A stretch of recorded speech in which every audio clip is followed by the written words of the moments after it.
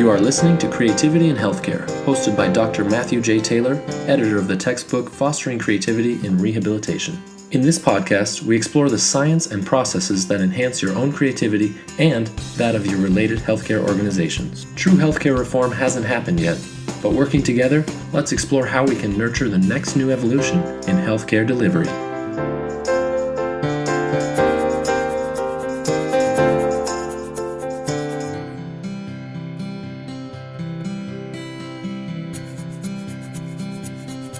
Welcome to Creativity in Healthcare. I'm your host, Matt Taylor. Today, I have the privilege of exploring creativity in healthcare through the experiences and expertise of Dr. Carey Clark. Carey is a faculty member at the University of Maine, Augusta, and is developing a caring, holistic, integral curriculum for the RN-BSN program. Her published works have focused on the nursing shortage, caring in nursing education, complexity in nursing education, integral approaches to nursing education, and the use of the partnership social model in nursing education. Dr. Clark's goals include ushering in a new era of caring-based practices in nursing, transforming healthcare systems, creating transpersonal states/altered levels of consciousness, and supporting the growth of nurses striving to create sustainable, caring, healing practices and professional autonomy. Carey and I are in the same cohort in our doctoral degree, and she's also contributed to our textbook, Fostering Creativity and Rehabilitation. As with all our episodes, you'll be able to find our show notes and the links at www.healthcarecreativity.com. Welcome to the show, Carey. Hi, Matt. Thanks for having me. Oh, I appreciate it. And it's so fun to reconnect. I realized as I was going through my notes here, it's 15 years ago that we met out there in California. So, which is just unbelievable. Isn't it? Blink, right? Yeah. Well, in addition to what I already shared with our audience, Carey, it's important they know that you're also a very engaged mother of two wonderful daughters that I've had the privilege of watching grow up via Facebook, and yes, as well as the #1 fan of your husband, Brackett, who's a musician. That's a full plate, Carey.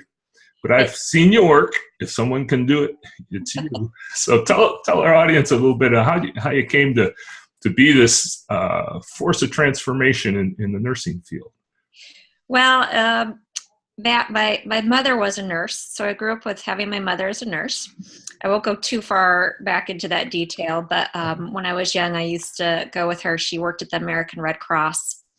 And I used to go with her to, she would do the blood drives, and I would go, and I absolutely loved it. The blood didn't scare me or freak me out or anything like that. I loved walking the people over and helping them get cookies and juice, so I could also have cookies and juice. Yeah.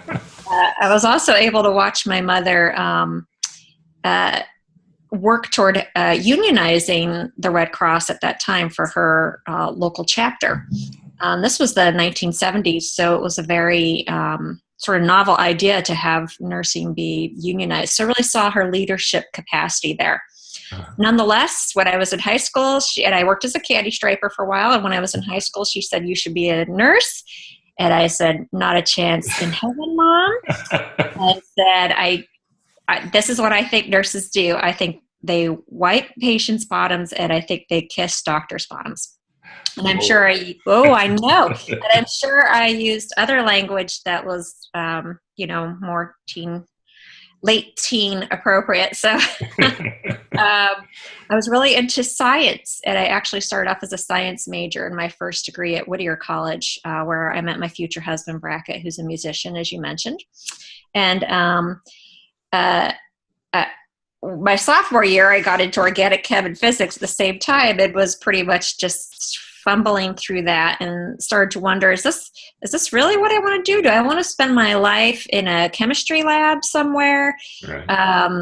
And not really feeling like that was true to what I wanted to do or who I wanted to be. So I actually ended up with a degree in nutrition with a chemistry minor and a biology minor. And I worked as basically an educator, and I think what we would call today a health coach. But back in the early 1990s, that's not what we called what I was doing, but I think that's what we would call it today. And I did that for several years, working with moderately to morbidly obese patients. really focusing on lifestyle and really looking at it as a preventative measure. So helping people to get into exercise, helping people to eat fruits and vegetables, helping people measure their lifestyle risk factors and how that impacted their physiological health risk factors. And then I had an opportunity to go back to school. And I thought, should I go back to school for 2 years and get a master's and a registered dietitian, or should I go back to school and become an RN? And as you can imagine, my mother was absolutely thrilled. And, I chose the nursing route. So I actually have an associate degree in nursing. And I pretty much fell in love with nursing right away. Those teenage perceptions of what I thought I knew fell away. And I realized I had all these skills that I had built being an educator, but also this idea of just getting to be with people and getting to know them and getting to support them. And these really just special moments, and what I would even say sort of these spiritual moments would emerge when I was with them. And I really felt like, wow, I was learning so much that I was getting back. I felt like maybe even more than what I was putting in. Sure. Yeah. So I got out of nursing school and I worked med-surg and psychiatric nursing for a while, and stuck with the med-surg for about, which is acute care nursing in a hospital, and stuck with that for about 3 years, and just became pretty disillusioned with sort of what I would call that really strict medical model, the moving from patient to patient and not having the time to be the kind of nurse I wanted to be, which was that caring, healing presence at the bedside. And so I made a switch over to hospice. And with hospice, you're generally with one patient at a time, and also the family, and you get to care for the whole family. You're often in the home or in a skilled nursing facility. And it was really how I wanted to be a nurse. During this time, I also started teaching. So I started teaching clinical with students in the hospital, and I loved that. Just loved, watching them progress. I often worked with beginning students. So watching them sort of afraid to walk in the room, young folks that had never, their grandparents were only in their 40s or 50s. So they had never even had a lot of contact with older people. So helping them to learn how to communicate and to get over their fears, and just to really watch them grow as in their practice was pretty thrilling. So I went on and got a master's degree in nursing education, also while I was teaching and doing some hospice work as well. And really loved teaching and really loved being in school. But as I got in my master's degree, I had the opportunity to be a student on a curriculum committee we were moving the whole master's curriculum from kind of what I would call a hybrid model to a fully online model. And I sort of was not realizing that I was going to be in this first pilot group, even though I was a student on the committee. Like, oh, okay, we're going to roll it out now during my last year in my master's program. And that was in 2000, 2001. And I fell in love with online learning. After about a week, I thought, wow, this is just absolutely awesome how you can do this when you want to, but you can really, I felt, go like more in depth. And really do better synthesis and analysis of ideas than you can with the face-to-face, where you often find yourself sort of discussing concepts, but maybe not relating it to that bigger picture and the literature and so forth. And having worked on that committee, I went, wait a minute, my goal had been to get a master's in nursing and to teach at the community college level, and that was kind of where I saw myself. And I went, wait a minute, I'm working with all these people with PhDs and EdDs and all these different doctoral degrees. Like, I could do this too. If they did it, I could do it. And I actually had a nurse that was reading my comprehensive exams, and went and met with her. We were allowed to do that. Our comprehensive exams we did on our own and turned them in, and we were even allowed and encouraged to have editing done or have someone else read them. Wow. And this person had gone through my program, and I went and met with her face to face. We talked about my work. I said, well, I'm thinking about a doctoral degree. And she said, well, this is where I went to school. And she pulled up the California Institute of Integral Studies. And I went, oh my God, that's where I want to go to school. I knew that, that by that point I had 3 degrees in nursing. Right. I love nursing. I like nursing education, but I knew I wanted something different. Sure. And I wanted something where I could really grow myself as well and really get into the areas that I was really interested in, which was spirituality, caring, healing. I called the school and they said, well, applications are already closed. However, the faculty is not going to look at the applications for another week. So if you can get your application in 1 week. So I had a week to do my doctoral application while I was finishing up my my master's comprehensive exams, while I was teaching full time, did not have kids yet. And I did it. Somehow I did it. I don't really know how. And I think that's one of the things with creativity and being on your journey and feeling like you're guided is that my experience has been anyway that when you're guided to where you need to be, it will flow. Right. It's not like if for me, it generally doesn't feel like a lot of extra work or a big hurdle to jump through. It will just flow and it will just happen when I let it happen. So that's where I met you. Uh-huh. Yeah, Jen and I my wife Jennifer and I like to say, why are we paddling so hard up the stream? If this is where we're supposed to be going, there should be a little push from behind, right? And so you kind of got that 1 week leap into right program there. Little jump. Yeah. And so of course that program was all about transformational learning and at that time change, right? So and still an idea most people aren't aware of, even though they're trying to talk about interdisciplinary and everything else. So your heart and your mind and your body showed up, and what ended up being the focus there, and how did it impact now the additional work you're doing?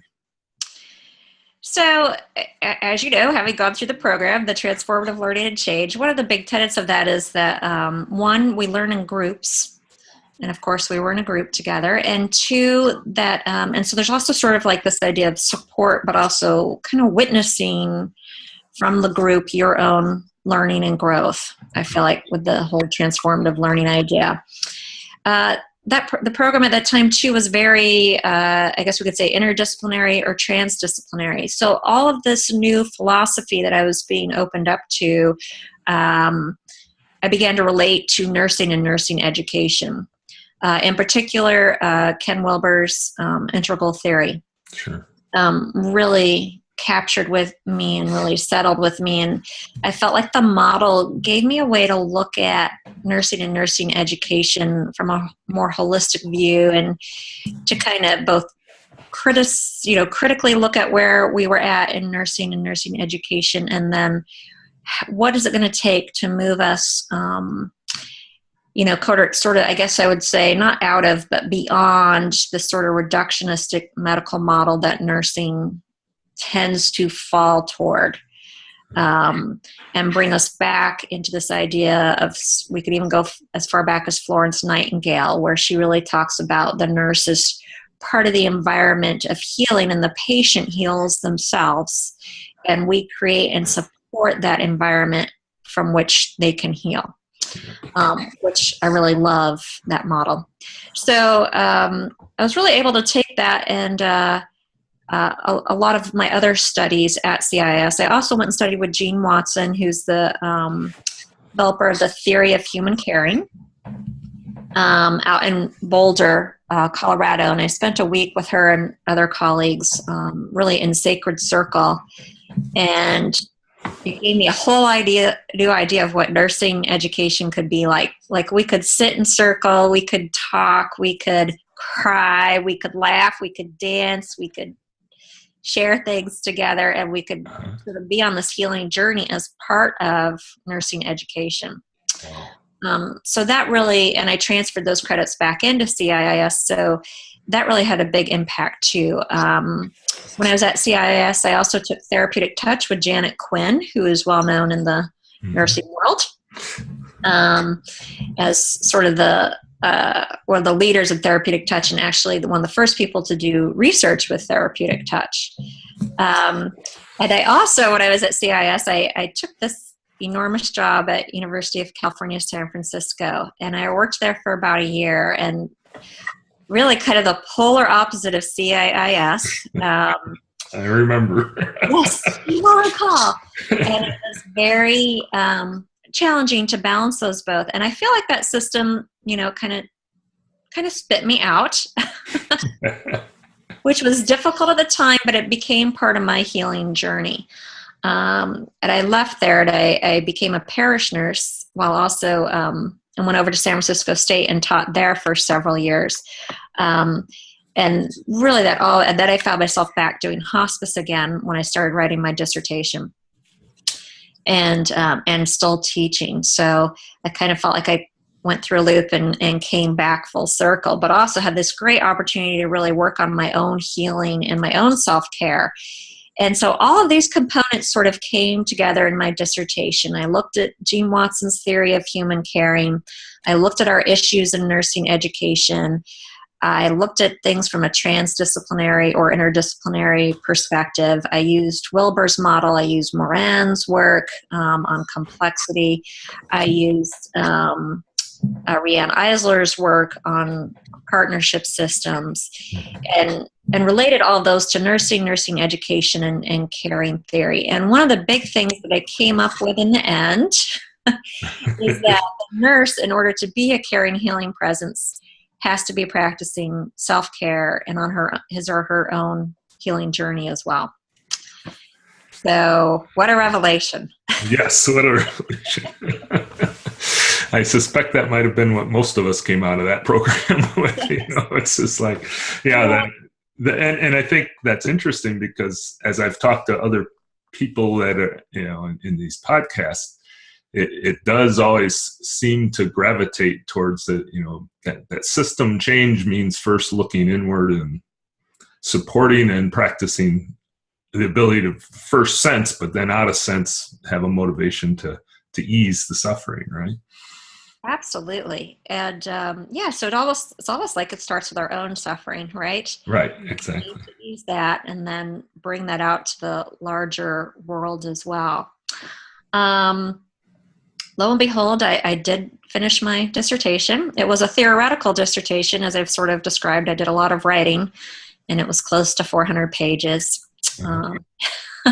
I also did a lot of rewriting, though, because a lot of what I wrote during the actual, you and I both took like 50 units of credits in 2 years in order to be ready to do our dissertation. And so that was a lot of work, but a lot of what I had written already then needed to be rewritten for the dissertation. And that can be really challenging, I think, for me, and maybe a lot of other people experience this too. You kind of get in that flow and the creative flow, and you're writing and you love it. Like, oh, I love this. This is so cool. And then you have to rewrite it, and you have to edit it. And it's like, oh, this I so much don't love. But it's part of the process, and it is part of it still is creative. I think it's just a different way of being creative. That refining process is a different way. Kind of almost a prototyping of your own personal concepts, and also, I guess, one of the things I valued out of that program was the emphasis on cultural competence. Because once we get in that deep, right? So for our listeners that haven't kind of jumped into the creativity aspect or that, all of a sudden you get excited for several months or a year or whatever doing all this reading, and the rest of the culture is still someplace else. So that self-reflective ability to step back and go, okay, I get this, but can I say it in a way the other might get? And I would imagine you run into that a lot as you're doing your work, right? Right. Well, and as some of it, I heard this word today. I was listening to a podcast. Ineffable. Is some of it though also ineffable? Meaning, can we put it in words, or is it something that you have to experience? And I think in many ways, caring which is really my focus, is that way. Some of it is really ineffable, but you'll know it when you experience it. It's a lived experience, as much as, and love is that way too. You can try and describe it. But then there's all different kinds of ways to love. There's all different kinds of ways to care and be caring too. So anyway, but I did defend my dissertation. And yes, what a joy that was. And, went through. And then, of course, what some people don't realize is even after you defend, there's a whole bunch more work that you have to do. Oh, yeah. Right? You have to do technical edits and get it through the library. And I had a few little issues with that I won't go into, but I did get my degree. And then it seemed like the next logical step, what I had, I was in nursing, and nursing education was to apply for tenure track positions. And I applied for 2 positions that were fairly local to where I was living in California at the time. And one of them actually went to an interview and got a call back to do a second round of interviews. And suddenly I went, you know what? This is not what I want to do. So on the Myers-Briggs, I'm an INFJ. Okay. And if you know anything about that, if not, you can go look it up. But it means that one of the implications for me is that oftentimes major decisions in my life, they just come to me. It's an intuitive thing, and I just know. I don't have to talk about it a lot. I don't have to do like a pro list and a con list. It just comes to me, and I know. And it just came to me when I got the call back for the second interview. And at the same time, I think I was getting called to do an interview at the school where I had been teaching at San Francisco State. And I withdrew my applications. And I thought, what I want to do, I've worked so hard. I really went right from my bachelor's in nursing into my master's in literally like a week apart. And then right from my master's, there was a couple months off before the PhD. So I'd been in school for all these years. And I thought, I just want to teach for a while. Just teach, but not be in the tenure track. Maybe continue to do some hospice. And just teach and really build my teaching skills for a while. And I was really interested in teaching online. And so I withdrew my tenure applications and thought I was crazy. And part of me and my family was kind of like, okay, if that's what you want to do, you worked all this, but now you don't want the tenure track. And about a couple of weeks after that, I found out I was pregnant with our first daughter, Casey. Wow. You'd listen. Yes, Yeah. That's neat. That's a beautiful story. Yeah. Yes. So I spent actually about 5 years teaching for various schools online. We also had a second daughter. So I spent those younger years with them. I was teaching and I just went and I taught for a whole bunch of different schools online. I also was still at San Francisco State teaching community health clinical, which was a fabulous gig because it was 2 days of clinical a week during the semester, so fall and spring. I had full benefits for my whole family from just doing that. And amazing. But then I could also teach online for other schools. So I taught for Walden University, Excelsior College, St. Joseph's College of Maine. I also taught for Cal State Dominguez Hills, where I got my master's degree online with their graduate students. So really working a lot with graduate students online. And, I got it down in 5 years. I got it down. I figured it out. And then suddenly, after actually about 4 years, my husband's family has a summer home in Maine. Okay. And we were out here in the fall, and the girls were still pretty young. They were almost 2 and almost 4. And I said to my husband, we had this great week in Maine, and we were looking at the educational systems here and the cost of housing and the lifestyle. And I said to my husband, we should move to Maine. So, yeah, honey, it'd be great to retire in Maine. I said, no. Back to the INFJ thing. Yeah. We needed to move to Maine. Yeah. I said, when we get back, I'm going to start looking for jobs. And that was October. And I found a job probably late December, January at University of Maine at Augusta that I applied for. I also applied for some other tenure track jobs and other positions in Maine. I didn't hear anything. So going with the flow, just continued on with my life in California. I actually went and saw Gene Watson speak again in probably March. This would have been 2010. And got home, and there was a phone call from University of Maine at Augusta, and they wanted me to come out for an interview. They wanted me to come out like that same week. I said, well, wait a minute.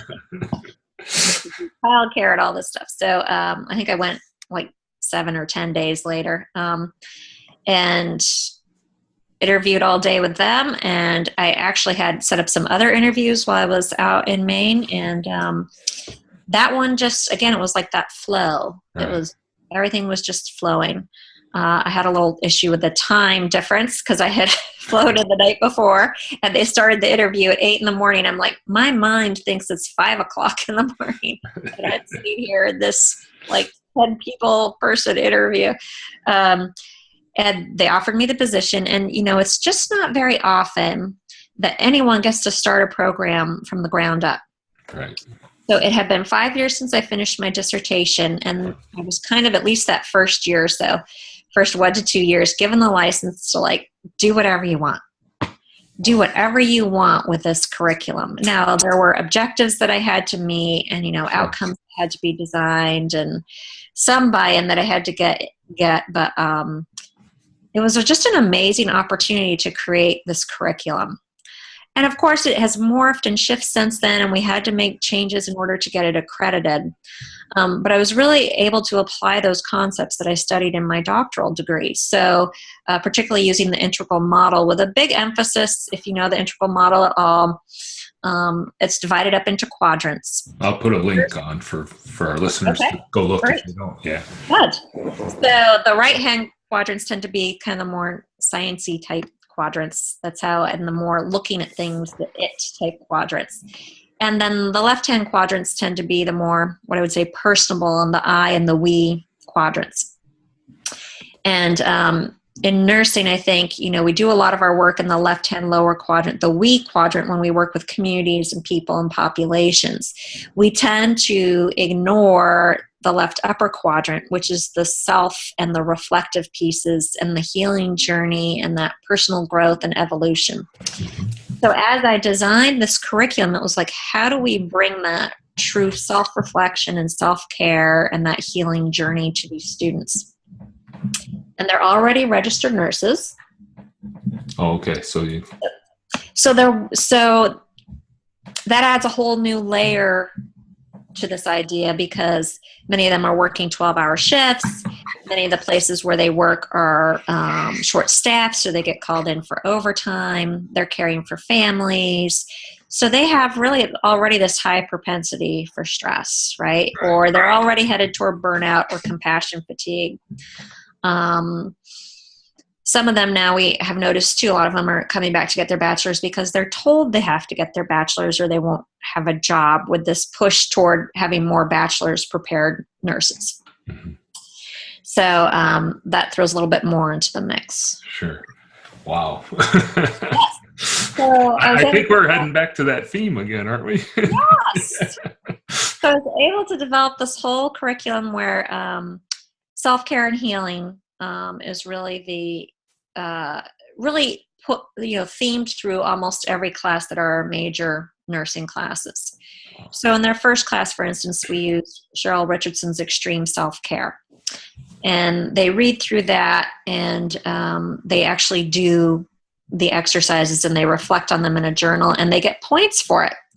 So in a roundabout way, they get points for doing their self-care. Wow, that's Yeah. brilliant. Yes. And then in our leadership class, we use Joan Boring-Seiko's Fried, How You Burn Out. And it's a great text for them from the leadership perspective, because they're also working with people that, are on the verge of burnout or are already burned out. Sure. And they get points for doing the reflections in there. And then we use Sharon Salzberg's Happiness at Work in that class too. Good. Uh-huh. These are great resources for our listeners. This is a wonderful share. Yeah, they get the big, and we also introduce them to psychoneuroimmunology and the science really of stress management is what psychoneuroimmunology is all about, and the science of relaxation, and how lowering those cortisol levels through relaxation helps you to heal. and helps bolster your immune system. So they get introduced to that very early on. In their capstone class, in their senior seminar class, we use Herbert Benson's Relaxation Revolution. Yeah. And the Benson Henry Institute has been doing research on meditation and relaxation for 40 plus years. And then they really get the scientific background of how, meditating or doing yoga or sacred chant or prayer every day helps to activate, thousands of antioxidative genes to protect you from illness. And for a lot of them, they feel like they get this information. They say, oh, now it finally gives me a way to really communicate in a way that my colleagues will understand. Right.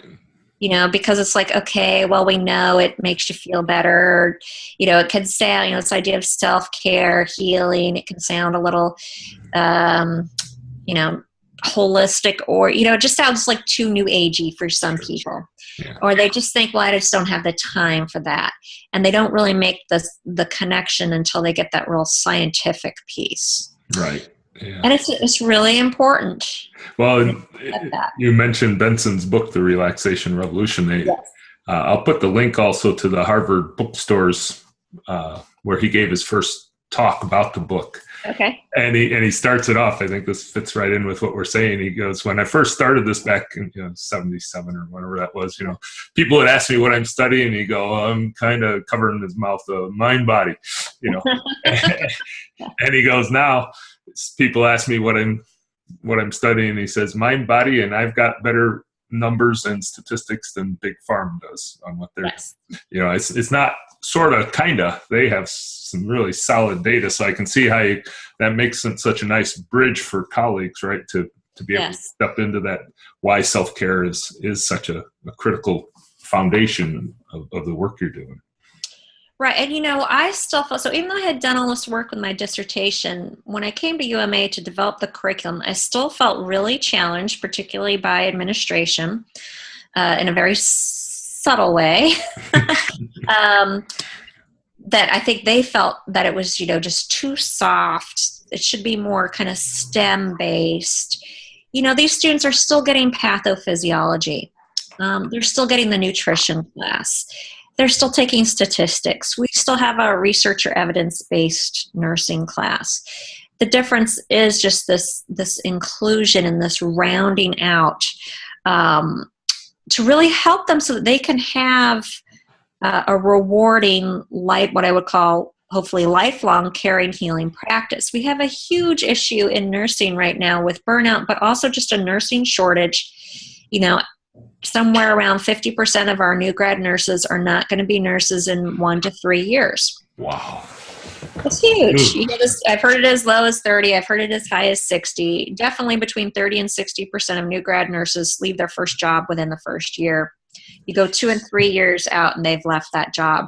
Doesn't mean they've left the profession, but there is a high percentage that also leave the profession during that time. And so it's kind of like we have, this sieve that we're pouring these little grains of sand through, right? And they're just falling out the bottom. Yeah. And part of it, I think, is our healthcare system, the way that it's set up. Right. But part of it is, how are we really training, supporting, and guiding these people that are, just have this strong desire to support healing and to be healers, but putting them into these systems that are high stress and perhaps, dare I say, dysfunctional. Mm-hmm. And if and in that way, I really feel like we're ethically obligated to teach the self-care, to teach the relaxation, to teach them about healthy work environments, and so that they can help change those. But if they're in a spot where they can't change, they can move to a spot where they can still find a rewarding nursing practice, and take care of themselves and not sacrifice themselves and get sick themselves. So yeah, we've been going through the aging parent thing out here, and we go into these hospitals, and boy, it's the people behind the desk at the nurses station look just about as sick as the people in the rooms. Oftentimes, I mean, it's just you can feel the cost of their carrying and of what they're trying to do, and yet the system constraints. Yeah, so. Yeah.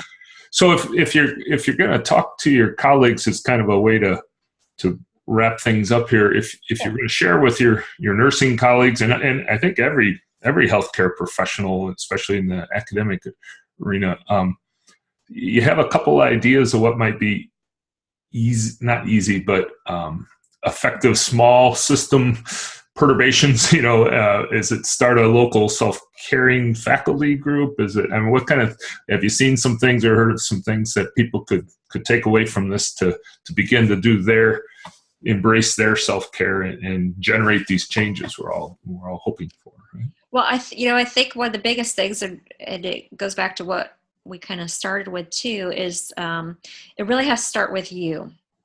Mm-hmm. And this idea of your own self-care and your own healing.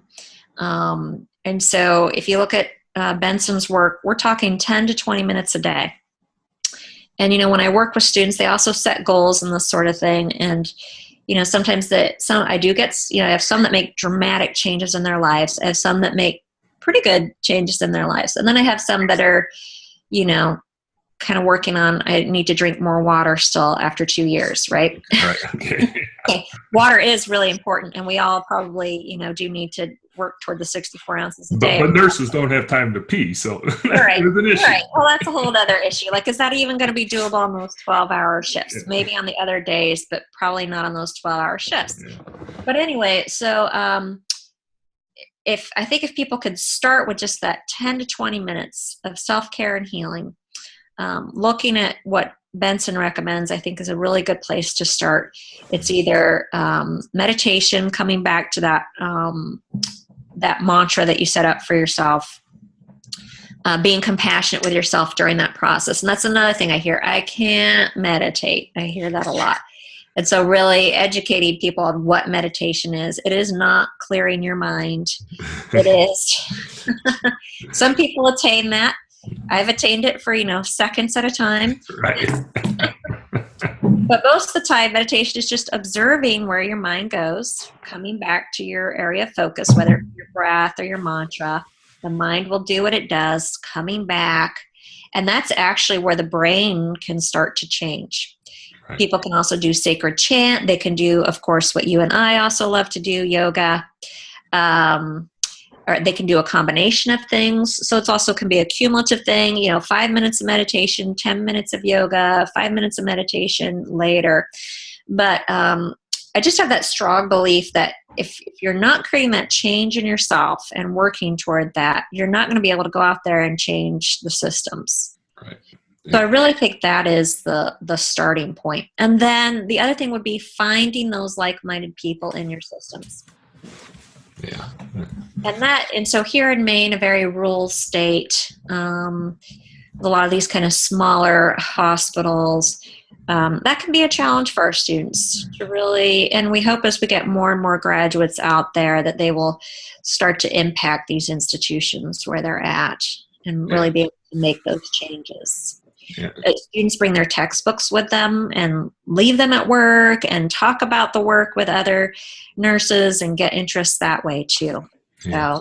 So, those are wonderful pointers, and it reminds me a local researcher, Jennifer Huberty's PhD at ASU, physiologist, but she started this program of yoga therapeutic self-care for mothers of stillborn children. Oh wow! Online. Oh, so they don't have to, because that group tends not to want to be in a group, but coming together so that, and she's got like 600 different people around the country that have joined. Yeah. So that might be another for a rural setting. If somebody's kind of trapped in a rural setting, to just instigate one of those and see who shows up every, Saturday morning at 8 or whatever, and just sit quietly together or share a resource and that. So, right. Oh. And I would say getting involved in those organizations that are supportive of creating change in environments, Right. So for nursing, American Holistic Nurses Association is an amazing organization with a national conference every year. Soon in the next few years, I hear it's going to be an international conference where really you can come together with those like-minded people and get ideas to bring back to your workplace too. Wow.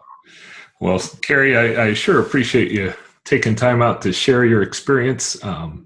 It'll be fun to get this word out to our colleagues in a lot of different venues. And if somebody would like to touch base with you, what's the best way to make a contact? Yeah, so they can use my work email, which is